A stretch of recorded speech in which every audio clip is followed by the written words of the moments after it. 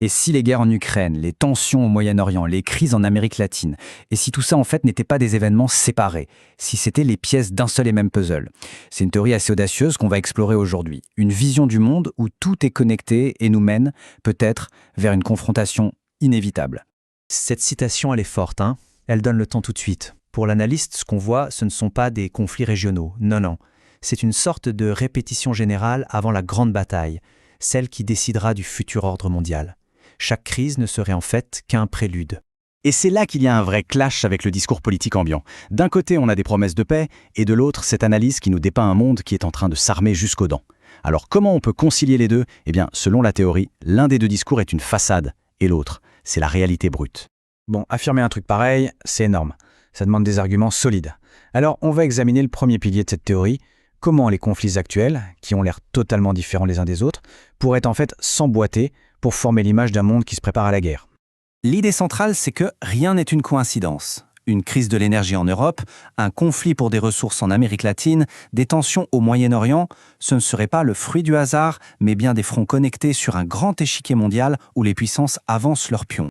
Et sur cet échiquier mondial, il y aurait un centre de gravité, un endroit vers lequel tout converge, Taïwan.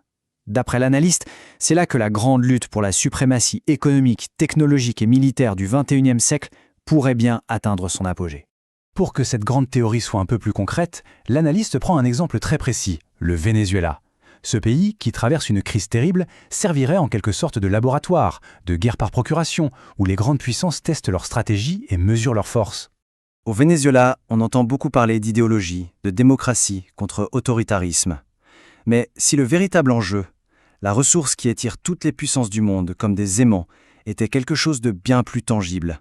Le pétrole. Tout simplement. Le Venezuela possède les plus grandes réserves prouvées au monde. Et dans un jeu d'échecs planétaire, contrôler cette ressource, ce n'est pas juste une question d'argent. C'est une question de pouvoir. Un levier stratégique énorme sur ses adversaires. Du coup, la crise vénézuélienne, ce n'est pas qu'une histoire interne au pays. C'est une scène de théâtre où les États-Unis, la Russie, la Chine s'affrontent de manière indirecte. Chacun soutient son camp pour essayer de s'assurer le contrôle des richesses du pays et de gagner en influence dans la région. Mais attention, au-delà des acteurs évidents comme Washington ou Moscou, il y a un autre joueur majeur. Un joueur qui mène une partie beaucoup plus discrète, mais tout aussi décisive. Un adversaire patient qui observe depuis les coulisses. Pour comprendre le rôle de cet acteur caché, il faut changer de perspective. Il faut adopter la grille de lecture de l'analyste.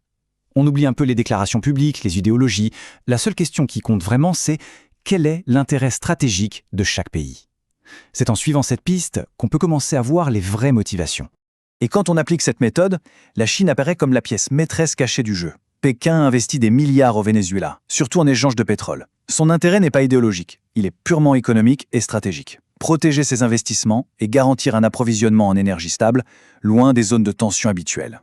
La stratégie chinoise, d'après cette analyse, c'est celle du joueur de Go.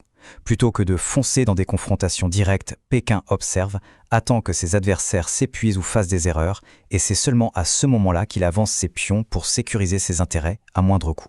Allez, on quitte l'Amérique latine, parce que le Venezuela n'est qu'un des fronts. Le même jeu d'échecs se déroule avec encore plus d'intensité dans une autre région explosive, le Moyen-Orient.